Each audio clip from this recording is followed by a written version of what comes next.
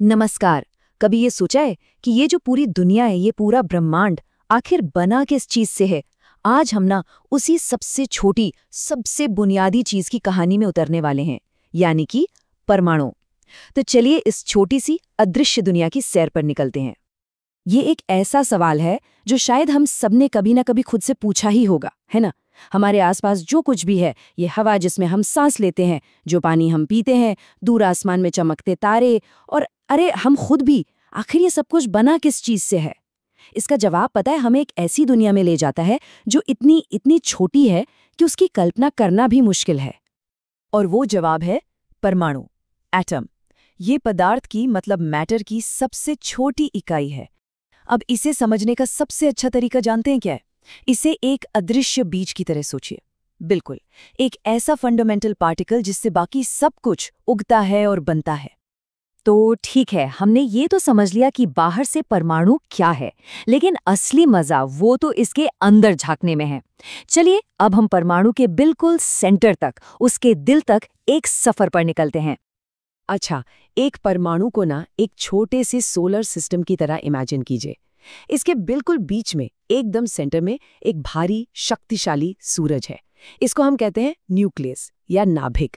और इस न्यूक्लियस के चारों ओर, ठीक वैसे ही जैसे ग्रह सूरज के चक्कर लगाते हैं, कुछ छोटे छोटे कण घूमते रहते हैं, जिन्हें हम कहते हैं इलेक्ट्रॉन। तो चलिए सबसे पहले इस सेंटर यानी न्यूक्लियस को ही जरा करीब से देखते हैं। तो ये जो दो हिस्से हैं, न्यूक्लियस और उसके चारों ओर का एरिया, इनमें कुल मिला के 3 बहुत ही खास पार्टिकल्स रहते हैं। यही पार्टिकल्स एक परमाणु को उसकी असली पहचान देते हैं। तो आइए मिलते हैं इन निवासियों से। तो चलिए सीधा चलते हैं परमाणु के बिल्कुल सेंटर में, यानी न्यूक्लियस में। ये इतना छोटा है, अब सोचिए कि अगर एक परमाणु एक फुटबॉल स्टेडियम जितना बड़ा होता, तो न्यूक्लियस मैदान के बीच में रखे सिर्फ एक कंचे जितना होता, बस। लेकिन इसके साइज पर बिल्कुल मत जाइएगा। ये अविश्वसनीय रूप से डेंस और पावरफुल है। ये परमाणु का असली दिल है, एकदम भारी, मजबूत और एनर्जी से भरा हुआ। तो इस परमाणु परिवार में, जैसा हमने कहा, 3 मेन मेंबर है। न्यूक्लियस के अंदर 2 तरह के कण एक साथ चिपके रहते हैं। एक है प्रोटॉन, जिन पर होता है पॉजिटिव प्लस चार्ज, और दूसरे हैं न्यूट्रॉन, जो होते हैं न्यूट्रल, जीरो मतलब कोई चार्ज नहीं। और फिर न्यूक्लियस के बाहर जो चक्कर लगा रहे हैं, वो है इलेक्ट्रॉन, जिन पर होता है नेगेटिव, माइनस चार्ज। बस यही 3 खिलाड़ी हैं, पॉजिटिव, नेगेटिव और न्यूट्रल, और इन्हीं से पूरा खेल चलता है। अब जरा इन इलेक्ट्रॉनों पर वापस आते हैं। जैसा हमने पहले कहा था, ये बिल्कुल ग्रहों की तरह हैं। और जैसे हर ग्रह का अपना एक फिक्स रास्ता, एक ऑर्बिट होता है, वैसे ही ये इलेक्ट्रॉन भी न्यूक्लियस के चारों ओर अपनी खास एनर्जी लेवल्स या शेल्स में ही घूमते रहते हैं। ऐसा नहीं कि कहीं भी घूमने लगे, इनका एक तय रास्ता है। ठीक है, तो एक बात तो साफ है, ब्रह्मांड में 100 से भी ज्यादा तरह के तत्व हैं। सोना, लोहा, ऑक्सीजन, ये सब अलग अलग तरह के परमाणु ही तो हैं। पर सवाल ये है कि हम इनमें फर्क कैसे करते हैं, इन्हें पहचानते कैसे हैं? जैसे हम सबके पास अपना एक यूनिक आईडी कार्ड होता है ना? वैसे ही हर परमाणु का भी अपना एक खास पहचान नंबर होता है। चलिए आज इन नंबरों के पीछे का राज खोलते हैं। तो सबसे पहली और सच कहूं तो सबसे जरूरी संख्या है एटॉमिक नंबर। इसे हम Z से दिखाते हैं, और यही किसी भी तत्व की सबसे बड़ी पहचान है।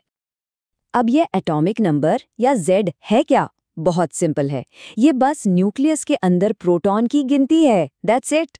लेकिन ये छोटी सी गिनती ही सब कुछ है। आप कह सकते हैं कि ये किसी भी तत्व का DNA है। मिसाल के तौर पर, अगर किसी परमाणु के न्यूक्लियस में सिर्फ एक प्रोटॉन है, तो वो हमेशा हमेशा हाइड्रोजन ही रहेगा, कुछ भी हो जाए। और अगर उसके पास 6 प्रोटॉन है, तो वो बन जाता है कार्बन, वही कार्बन जिससे हम सब बने हैं। मतलब प्रोटॉनों की संख्या बदली तो समझो पूरा तत्व ही बदल गया। तो एटॉमिक नंबर से हमें ये पता चलता है कि कोई तत्व क्या है, पर एक और नंबर है जो हमें ये बताता है कि वो परमाणु कितना भारी है, और इसे हम कहते हैं मास नंबर या A। और मास नंबर को कैलकुलेट करना तो और भी आसान है। आपको बस न्यूक्लियस के अंदर के सारे भारी कणों को एक साथ जोड़ देना है, यानी कि प्रोटॉन की संख्या प्लस न्यूट्रॉन की संख्या। अब सवाल उठता है कि इलेक्ट्रॉन कहाँ गए? इलेक्ट्रॉन इतने इतने हल्के होते हैं ना कि उनके वजन को हम लगभग नजरअंदाज ही कर देते हैं। तो बस proton plus neutron equals to mass number, simple. अच्छा, 1 मिनट रुकिए, यहाँ एक बड़ा सवाल खड़ा होता है। अगर न्यूक्लियस में सारे प्रोटॉन पॉजिटिव चार्ज वाले हैं और हम जानते हैं कि सेम चार्जेस एक दूसरे को दूर धकेलते हैं, रिपेल करते हैं, तो न्यूक्लियस फट क्यों नहीं जाता? ये सारे प्रोटॉन एक साथ उस छोटी सी जगह में कैसे टिके रहते हैं? इसका राज छिपा है एक जबरदस्त बैलेंसिंग एक्ट में। यहाँ फिजिक्स का एक बहुत ही बेसिक नियम काम करता है, ऑपोजिट चार्जेस अट्रैक्ट, यानी विपरीत चार्ज एक दूसरे को खींचते हैं। तो न्यूक्लियस का जो शक्तिशाली पॉजिटिव चार्ज है ना, वो बाहर घूम रहे नेगेटिव इलेक्ट्रॉनों को जोर से अपनी तरफ खींचता है, ठीक वैसे ही जैसे एक चुंबक लोहे को खींचता है। और यही खिंचाव, यही आकर्षण इलेक्ट्रॉनों को उनकी ऑर्बिट में बांधे रखता है और उन्हें कहीं दूर उड़ जाने से रोकता है। यही है वो कमाल का बैलेंस जो एक एटम को स्टेबल बनाता है।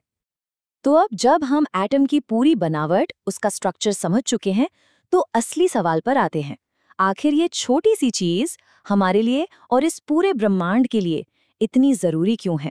Why does it matter? तो ये सब इतना जरूरी क्यों है? सोचिए जरा, जब परमाणु अपने इलेक्ट्रॉनों को आपस में शेयर करते हैं या एक्सचेंज करते हैं, तभी तो केमिस्ट्री होती है, पानी बनता है, पेड़ पौधे बड़े होते हैं, सब कुछ। प्रोटॉन की संख्या ही तो तय करती है कि कोई चीज सोना है या लोहा। और सबसे सबसे कमाल की बात तो ये है कि हमारे आसपास की हर चीज, ये हवा, यहाँ तक कि हमारा अपना शरीर से लेकर आसमान के सबसे दूर वाले तारे तक, इस ब्रह्मांड की हर एक चीज बस इन्हीं छोटे छोटे अदृश्य परमाणुओं से बनी है। तो आखिर में बस ये एक पावरफुल थॉट कि परमाणु असल में कुदरत का वो अदृश्य आर्किटेक्ट है जो पर्दे के पीछे रहकर उस दुनिया को बनाता, संवारता है, जिसे हम हर दिन देखते हैं, महसूस करते हैं। ये सोचने वाली बात है ना?